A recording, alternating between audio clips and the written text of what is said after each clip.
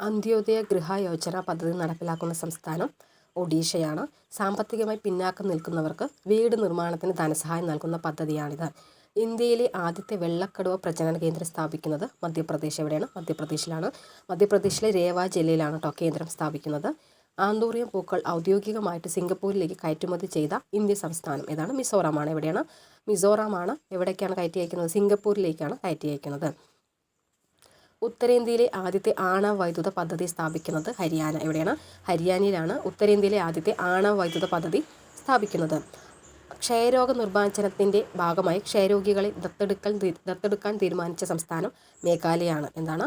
ക്ഷയരോഗ നിർമ്മാർജ്ജനത്തിൻ്റെ ഭാഗമായിട്ട് ക്ഷയരോഗികളെ ദത്തെടുക്കാൻ തീരുമാനിച്ച സംസ്ഥാനം മേഘാലയ. നിയമസഭയിലെ ആംഗ്യഭാഷ നടപ്പിലാക്കിയ ആദ്യ ഇന്ത്യൻ സംസ്ഥാനം പഞ്ചാബിലാണ് നിയമസഭയിൽ ആദ്യമായിട്ട് ആംഗ്യഭാഷ നടപ്പിലാക്കിയത് 2025 മാർച്ചിൽ ഉദ്ഘാടനം ചെയ്ത സരിഗാം എ കൽക്കരി ഖനി സ്ഥിതി ചെയ്യുന്ന സംസ്ഥാനം എവിടെയാണ്? മേഘാലയ. മേഘാലയയിലാണ് സരിഗാം എ കൽക്കരി ഖനി ഉദ്ഘാടനം ചെയ്തത് അടുത്തിടെ സ്ത്രീ ശാക്തീകരണം ലക്ഷ്യമിട്ട് മഹിളാ സംവാദ് ക്യാമ്പയിൻ ആരംഭിച്ച സംസ്ഥാനം ബീഹാറാണ് അപ്പോൾ സ്ത്രീ ശാക്തീകരണം ലക്ഷ്യമിട്ട് ആരംഭിച്ച പദ്ധതിയാണ് മഹിളാ സംവാദ് എന്നത്.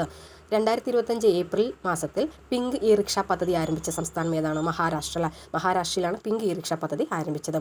പരമ്പരാഗത കൈത്തൊഴിലുകളിൽ ഏർപ്പെട്ടിട്ടുള്ളവർക്കായി തമിഴ്നാട് സർക്കാർ ആരംഭിച്ച പദ്ധതി ഏതാണ്? കലൈஞர் കൈവിനൈ തിട്ടം കലൈஞர் കൈവിനൈ തിട്ടമാണ് ആരംഭിച്ചത്.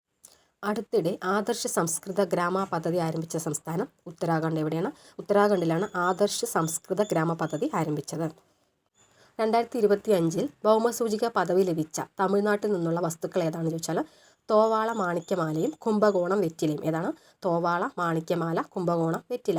2025 ഭൗമസൂചിക പദവി ലഭിച്ച മേഘാലയയിലെ തദ്ദേശീയ തുണി ഉൽപ്പന്നം ഏതാണ്? റിൻഡിയ. എന്താണെന്ന് ചോദിച്ചാൽ കൈകൊണ്ട് നെയ്തതും കൈകൊണ്ട് നൂൽ നൂൽക്കുന്നതും പ്രകൃതിദത്തമായി ചായം പൂശിയതും ജൈവിക രീതിയിൽ ഉൽപ്പാദിപ്പിക്കുന്നതുമായ തുണിത്തരങ്ങളാണ് റിൻഡിയ.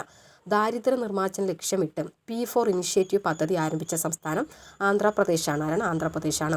2029 ആന്ധ്രാപ്രദേശിലെ ദാരിദ്ര്യമുക്തമാക്കുക എന്ന ലക്ഷ്യത്തോടുകൂടി ആരംഭിച്ച പദ്ധതിയാണ് P4 public private people partnership എന്നാണ്. P4 എന്നാൽ പബ്ലിക് പ്രൈവറ്റ് പീപ്പിൾ പാർട്ണർഷിപ്പ് എന്നാണ്.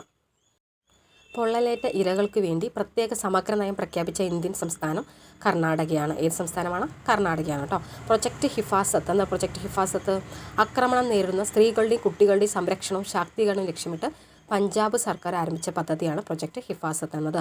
ശിക്ഷാ സഞ്ജീവനി ബീമാ യോജന പദ്ധതി ആരംഭിച്ച സംസ്ഥാനം രാജസ്ഥാൻ. ഏതാണ്? ശിക്ഷാ സഞ്ജീവനി ബീമാ യോജന പദ്ധതി ആരംഭിച്ച സംസ്ഥാനം രാജസ്ഥാനാണ്. ഇന്ത്യയിലെ ആദ്യത്തെ പോളാർ ആൻഡ് ഓഷ്യൻ മ്യൂസിയം നിലവിൽ വരുന്ന സംസ്ഥാനം ഗോവയാണ്. അപ്പോൾ ഇന്ത്യയിലെ ആദ്യത്തെ പോളാർ ആൻഡ് ഓഷ്യൻ മ്യൂസിയം നിലവിൽ വരുന്ന സംസ്ഥാനം ഗോവ. പട്ടികജാതി സംവരണങ്ങളിൽ ഉപരിവർഗീകരണം നടത്തിയ ഇന്ത്യയിലെ ആദ്യ സംസ്ഥാനം തെലങ്കാനയാണ്. പൗരസേവനങ്ങൾക്കായി സാരഥി AI ചാറ്റ് ബോട്ട് ആരംഭിച്ച ഇന്ത്യൻ സംസ്ഥാനം ഹരിയാന. അവിടെയാണ് സാരഥി AI ആരംഭിച്ചത്? ഹരിയാനയിലാണ്.